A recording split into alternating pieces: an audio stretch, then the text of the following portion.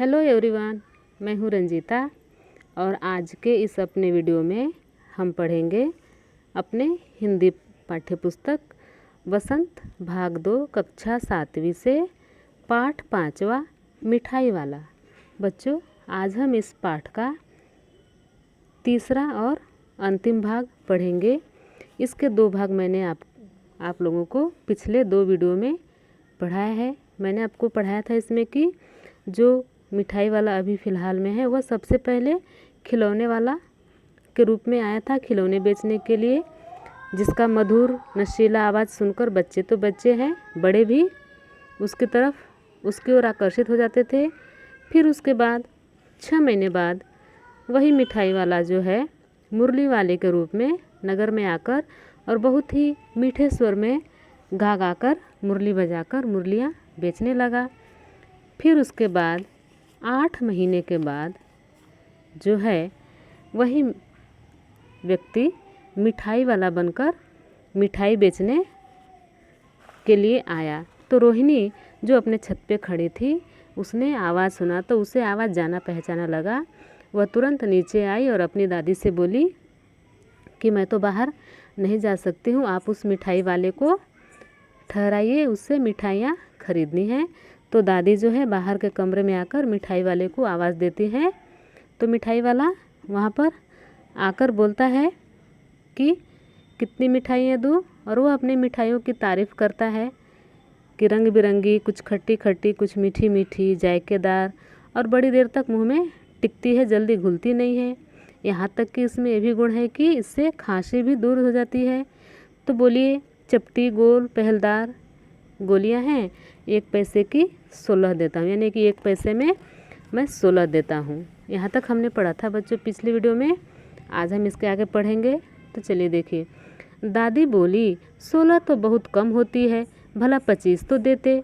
मिठाई वाला, नहीं दादी, अधिक नहीं दे सकता, इतना भी देता हूँ। यह अब मैं तुम्हें क्या, खैर मैं अधिक न दे सकूँगा। तो दादी जो है बोलती है कि 1 पैसे की 16 तुम बहुत कम दे रहे हो, तुम जो है 1 पैसे की 25 दो। तो मिठाई वाला बोलता है कि नहीं दादी, इतना मैं नहीं दे सकता हूँ, यह भी जो दे रहा हूँ 16, ये तो मैं आपको दे रहा हूँ, लेकिन खैर छोड़िए। रोहिणी दादी के पास ही थी, बोली, दादी फिर भी काफ़ी सस्ता दे रहा है, 4 पैसे की ले लो यह पैसे। तो रोहिणी जो पर्दे के पीछे थी वह बोली कि दादी 1 पैसे की 16 ठीक ही तो दे रहा है, आज सस्ता तो दे रहा है, 4 पैसे की ले लीजिए और पैसे देती है। मिठाई वाला मिठाइयाँ गिनने लगा। तो 4 की दे दो, अच्छा 25 नहीं सही 20 ही दो। अरे हाँ, मैं बूढ़ी हुई, मोल भाव अब मुझसे ज़्यादा करना आता भी नहीं। तो दादी जो है जब मिठाई वाला मिठाई गिनने लगता है तो दादी बोलती है, तो 4 पैसे की दे दो, अरे 25 नहीं दोगे तो 20 ही दे दो। अरे मैं तो अब बूढ़ी हो चुकी हूँ, मुझे अब मोल भाव करना आता भी नहीं है ज़्यादा। कहते हुए दादी के पोपले मुंह से जरा सी मुस्कुराहट फूट निकली। और यह बात कहते हुए दादी के पोपले मुंह यहाँ पे इसलिए कहा गया कि दादी चूँकि बहुत बूढ़ी थी और उनके मुंह के अंदर के दांत टूट चुके थे, इसलिए उसे पोपले कहा गया है। उसमें उन्होंने थोड़ी सी मुस्कुरा दी। रोहिणी ने दादी से कहा, दादी इससे पूछो, तुम इस शहर में और कभी भी आए थे या पहली बार आए हो? यहाँ के निवासी तो तुम हो नहीं। दादी ने इस कथन को दोहराने की चेष्टा की ही थी कि मिठाई वाले ने उत्तर दिया, पहली बार नहीं, और भी कई बार आ चुका हूँ। तो जब रोहिणी ने दादी से कहा कि आप उनसे पूछिए कि आप इस नगर में पहली बार आए हैं या पहले भी कभी कुछ बेचने के लिए आए हैं, इस शहर के तो निवासी है नहीं। तो दादी के पूछने से पहले ही मिठाई वाला जो है उत्तर देता है, चूँकि वो सुन चुका था रोहिणी की बात, कि नहीं, वो जो बोलता है कि पहली बार नहीं और भी कई बार आ चुका हूँ। रोहिणी चिक्के आड़ से ही बोली, पहले यही मिठाई बेचते हुए आए थे या और कोई चीज़ लेकर? मिठाई वाला हर्ष, संशय और विस्मय आदि भावों में डूबकर बोला, इससे पहले मुरली लेकर आया था और उससे पहले भी खिलौने लेकर। रोहिणी का अनुमान ठीक निकला। अब तो वह उससे और भी कुछ बातें पूछने के लिए अस्थिर हो उठी। वह बोली, इन व्यवसायों में भला तुम्हें क्या मिलता होगा? तो जब मिठाई वाले ने कहा कि नहीं नहीं, मैं पहले मुरली और उसके पहले खिलौने बेचने आया था। तो रोहिणी के जो मन के अंदर जो था वह अनुमान सही निकला कि यह वही व्यक्ति है। तो वह जो है उसके बारे में और जानने के लिए अस्थिर हो उठी, यानी कि अधीर हो उठी। और वह बोलती है कि इन व्यवसाय से तुम्हें भला क्या मिलता होगा। वह बोला, मिलता भला क्या है, यही खाने भर को मिल जाता है, कभी नहीं भी मिलता है, पर हाँ संतोष, धीरज और कभी कभी असीम सुख जरूर मिलता है, और यही मैं चाहता भी हूँ। तो वह रोहिणी से बोलता है कि इस व्यवसाय में मुझे क्या मिलता है भला, खाने भर को मिल जाता है, कभी कभी तो वह भी नहीं मिलता है, लेकिन हाँ मुझे संतोष, धीरज यानी कि धैर्य, और कभी कभी असीम सुख, असीम का मतलब होता है कि जिसकी कोई सीमा नहीं हो, अपार सुख जरूर मिलता है, और मैं यही चाहता भी हूँ। सो कैसे, वह भी बताओ। अब व्यर्थ उन बातों की चर्चा क्यों करूँ, आप उन्हें जाने ही दें, उन बातों को सुनकर आपको दुख ही होगा। तो जब रोहिणी बोलती है कि वो कैसे, तुमको पैसे अगर नहीं मिलते हैं तब भी तुम्हें धैर्य और सुख मिलता है, तो कैसे, तो तब मिठाई वाला बोलता है कि छोड़िए उन बातों को, मैं आपसे उन बातों की चर्चा क्यों करूं, आप बिना मतलब की दुखी हो जाएंगी।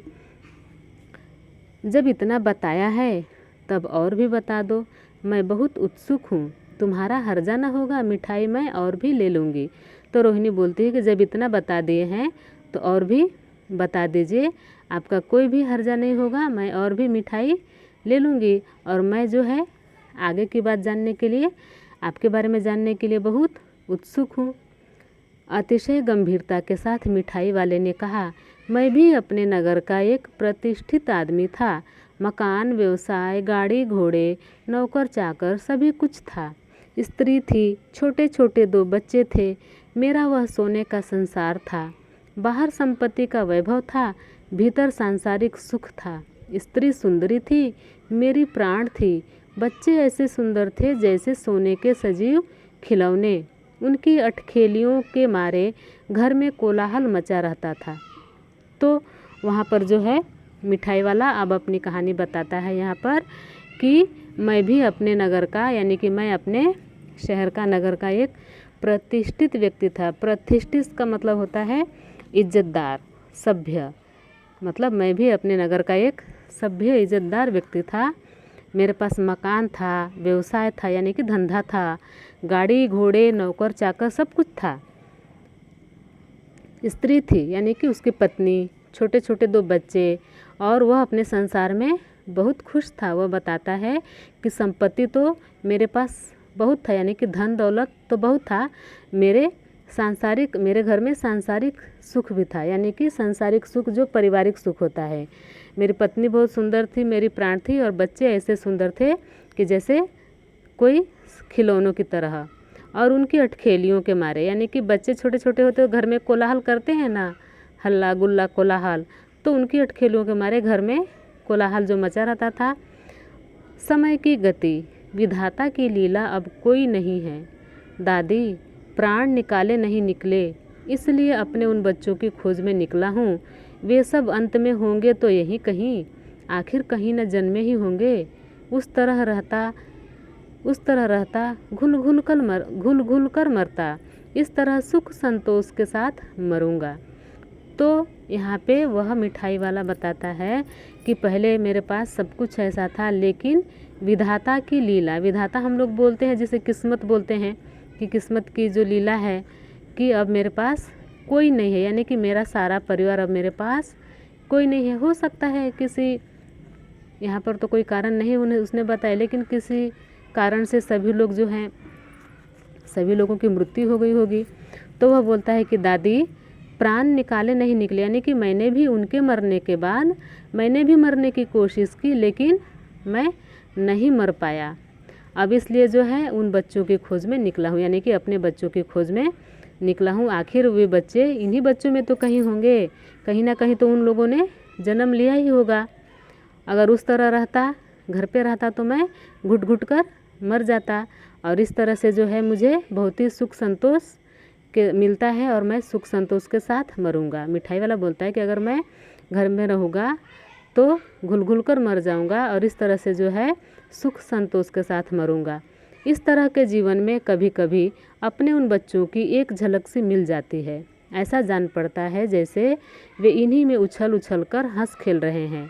पैसों की कमी थोड़ी ही है, आपकी दया से पैसे तो काफ़ी है, जो नहीं है इस तरह उसी को पा जाता हूँ। तो फिर वहाँ मिठाई वाला बोलता है कि घुट घुट कर मरने से तो अच्छा है कि मैं सुख संतोष के साथ मरूंगा, इसीलिए जो है इस तरह का मैं जीवन जी रहा हूँ। किस तरह का जीवन?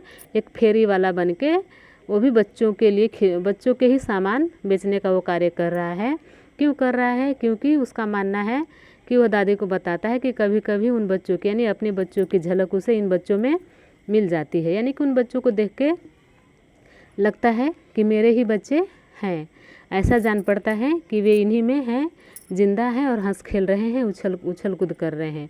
फिर वो दादी से बोलता है कि मेरे पास पैसों की थोड़े ना कमी है, आपकी दया से पैसे तो काफ़ी हैं, यानी कि मेरे पास पैसों की कमी नहीं है, पैसे तो काफ़ी है, जो नहीं है सो इस तरह से पा जाता हूँ। यानी कि मुझे जो कमी है, मेरे पास जो कमी है, क्या कमी थी? उनकी पत्नी, उनकी बच्चे जो मतलब उनकी मृत्यु हो चुकी थी, तो वही कमी ना उनको थी मिठाई वाले को। तो मिठाई वाला बोलता है कि जो कमी है वह इस तरह से मैं पा जाता हूँ। मैं पैसे पाने के लिए ये धंधा नहीं करता हूँ, मैं जो है खुशी पाने के लिए करता हूँ। रोहिणी ने अब मिठाई वाले की ओर देखा, उसकी आंखें आंसुओं से तर हैं। इसी समय चुन्नू मुन्नू आ गए। रोहिणी से लिपटकर उसका आंचल पकड़कर बोले, अम्मा मिठाई। तो इसकी मिठाई वाला अपना कहानी सुना रहा था, और कहानी सुनने के बाद रोहिणी के आंखों में आंसू भर आए थे उसकी दर्द भरी कहानी सुनकर। और वो मिठाई वाले की ओर देखी, उसके आंख में पूरे आंसू भरे हुए थे। तभी उसके बच्चे जो हैं चुन्नू मुन्नू आ गए और अपनी माँ से लिपटकर, माँ के आंचल से लिपटकर बोले, अम्मा मिठाई।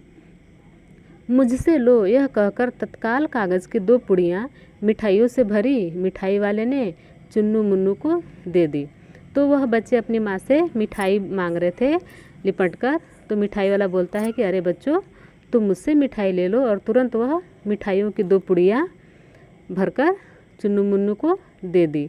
रोहिणी ने भीतर से पैसे फेंक दिए। रोहिणी जो पर्दे के भीतर थी, चूँकि वो बहू थी तो पर्दे के भीतर थी, उसने भीतर से ही उस जो दोबारा 2 पुड़ियों मिठाई थी उनके पैसे फेंक दिए। मिठाई वाले ने पेटी उठाई और कहा, अब इस बार ये पैसे न लूँगा। तो मिठाई वाले ने वो पैसे नहीं उठाए, नहीं लिए, और अपना सामान उठाकर खड़ा हो गया और बोला कि मैं इसका पैसा नहीं लूँगा, मैं इन मिठाइयों का पैसा नहीं लूँगा। दादी बोली, अरे अरे, ना ना ना, अपने पैसे लिए जा भाई। तो दादी बोली कि अरे अरे, नहीं नहीं भैया, अपने पैसे आप लेते जाइए ना मिठाइयों के। तब तक आगे फिर सुनाई पड़ा उसी प्रकार मादक मृदुल स्वर में बच्चों को बहलाने वाला मिठाई वाला।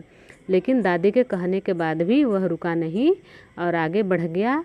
फिर वह आवाज़ लगाते हुए, जिस तरह से अपने सामान को बेचने के लिए वह आवाज़ लगा रहा था ना मिठाई वाला, उसी तरह से वह आगे बढ़ते हुए आवाज़ लगाते हुए निकला कि बच्चों को बहलाने वाला मिठाई वाला। तो ठीक है बच्चों, तो यहाँ पे हमारा पाठ जो है समाप्त होता है। तो यह कहानी आप लोगों को कैसी लगी? बहुत अच्छी कहानी है। और यहाँ पर इस पाठ में लेखक ने जो है मिठाई वाले की, यानी कि जो एक फेरी वाला है, पहले खिलौने वाला, फिर मुरली वाला, फिर मिठाई वाला, उसकी जो मार्मिक कहानी है इस पाठ में प्रस्तुत की है। ठीक है बच्चों, तो आप वीडियो को अच्छे से देखें और पढ़ें। ठीक है, थैंक यू।